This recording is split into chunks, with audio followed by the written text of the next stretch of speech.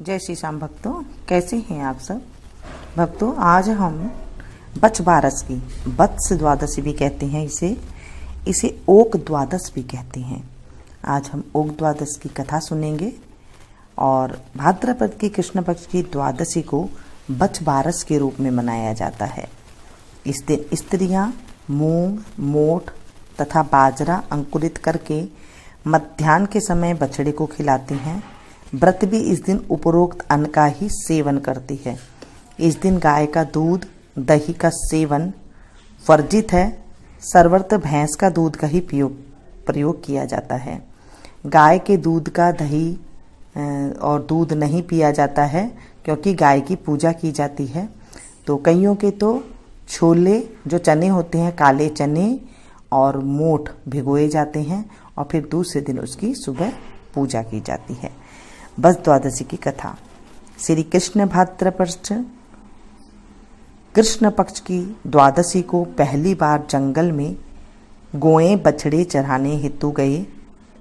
माता यशोदा ने कृष्ण को पूरी तरह सजाकर गोएं चराने के लिए भेजा था। पूजा पाठ के बाद गोपाल ने बछड़े खोल दिए। यशोदा ने बलराम से कहा, बछड़ों को चराने दूर मत जाना, श्री कृष्ण को अकेले मत छोड़ना। गोपाल द्वारा गोवत्स चारण की इस पुण्य तिथि को पर्व के रूप में मनाया जाता है। जन्माष्टमी के 4 दिन बाद या भाद्रपद के कृष्ण पक्ष की द्वादशी को ओग द्वादश मनाई जाती है। सुबह लकड़ी के पटरे पर भीगी हुई मिट्टी से 7 गाय, 7 बछड़े, 1 तालाब, 7 ढक्कन वाले भगोने से बना लेते हैं।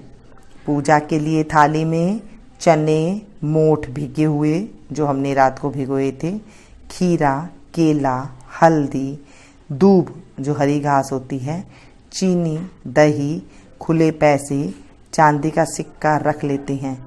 1 लोटा कच्चा दूध मिलाकर, 1 लोटे में थोड़ा सा कच्चा दूध मिलाकर पानी भरकर रख लेते हैं। अपने माथे पर हल्दी से टीका कर लेते हैं।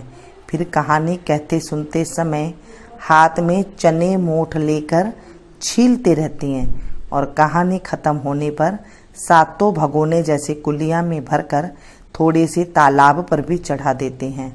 7 खीरा, केला, चीनी, पैसा भी चढ़ा देते हैं।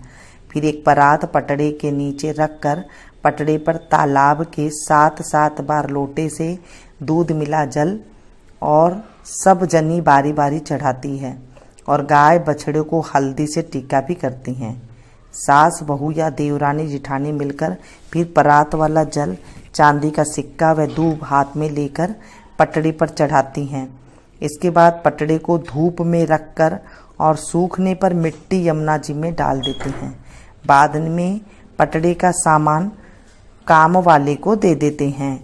परात के जल को सब जनी मिलकर सूरज को देती हैं।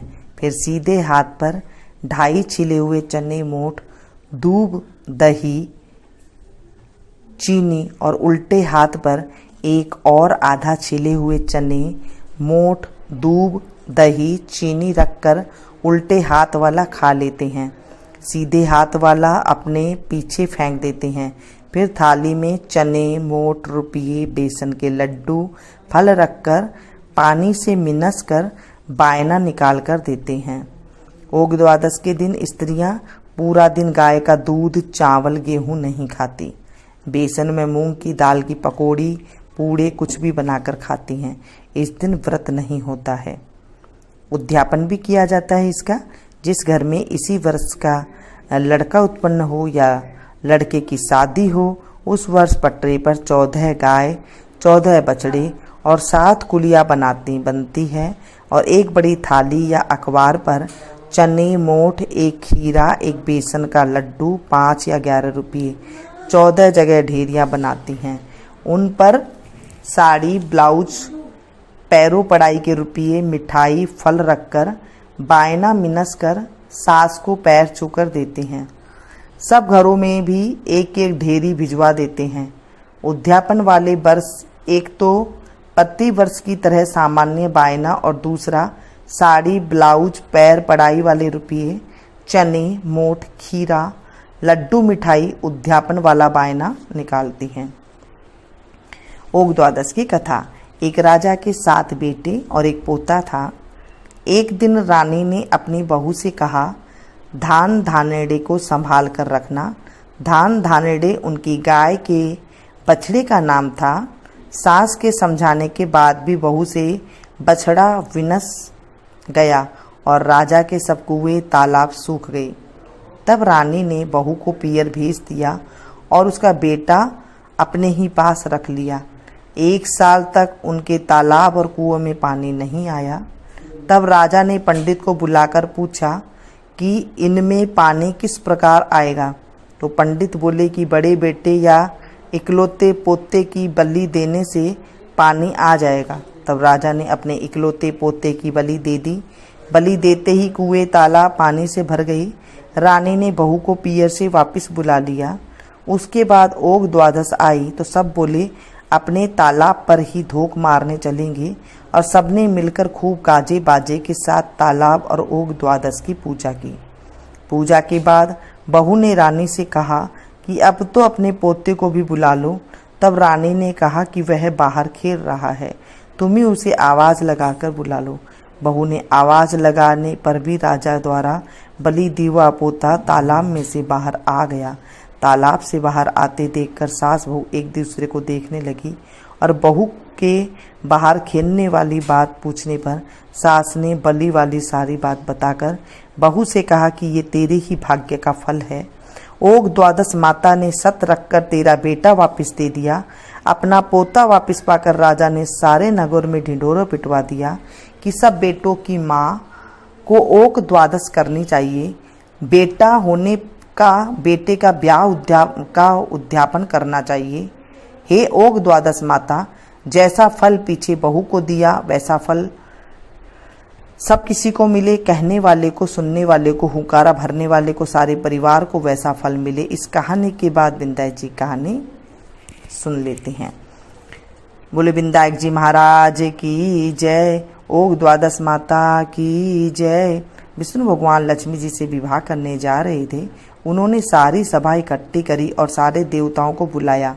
तो देवता लोग बोले कि हम तो चल पड़ेंगे लेकिन गणेश जी के साथ नहीं ले जाएंगे, क्योंकि इसे तो एक मन मूंग, 1.25 मन चावल, खूब सारा घी नाश्ता करने के लिए चाहिए और खाने के लिए फुर बुलाओ। इसके तो सूंड भी है और लंबे लंबे कान, ऊंचा माथा है। इनको साथ ले जाकर क्या करेंगे? इनको देखकर कुंडीनपुर की नारियां शर्माएंगी। इसको तो घर ही रखवाली करने के लिए छोड़ जाओ। और सब भगवान को बारात में लेकर गए। इतने में नारद जी आए और गणेश जी से बोले तुम्हारा तो बहुत अपमान किया है, क्योंकि तुम्हें घर की रखवाली के लिए छोड़ दिए गए हैं। तुम्हें ले जाने से बारात बुरी लगती, इसलिए तुम्हें नहीं ले गई। गणेश जी बोले अब क्या करें? तब नारद जी बोले धरती थोती कर दो। इससे भगवान का रथ का पहिया धरती में फंस गया। सबने निकालने पर कोशिश की परंतु पहिया नहीं निकला। उनमें से कोई बढ़ई को बुलाकर लाया। बढ़ई ने हाथ लगाते ही कहा जय बिंदायक जी, जय गणेश जी। कोई बोला तूने बिंदायक जी को क्यों याद किया? तब वह बोला कि बिंदायक जी को याद किए बिना कोई भी कार्य नहीं होता। तब कोई बोला कि हम तो बिंदायक जी को घर छोड़ आए।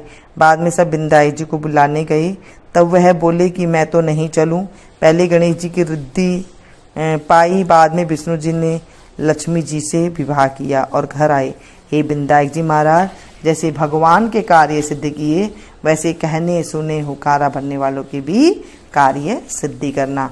बोलिए गणेश जी महाराज की जय। भक्तों, आज ही हमने सुनी ओग द्वादश की कथा, जो बेटे की माँ को जरूर करनी चाहिए।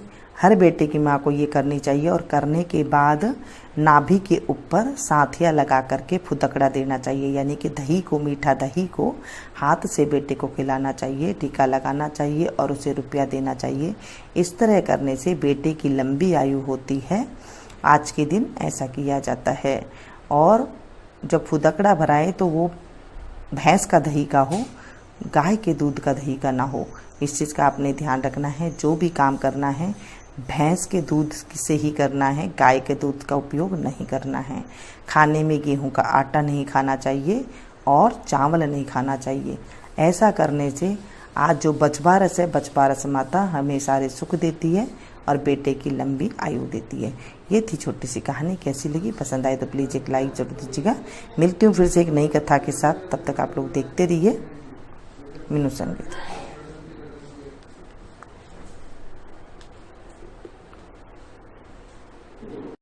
जय श्री श्याम भक्तों, कैसे हैं?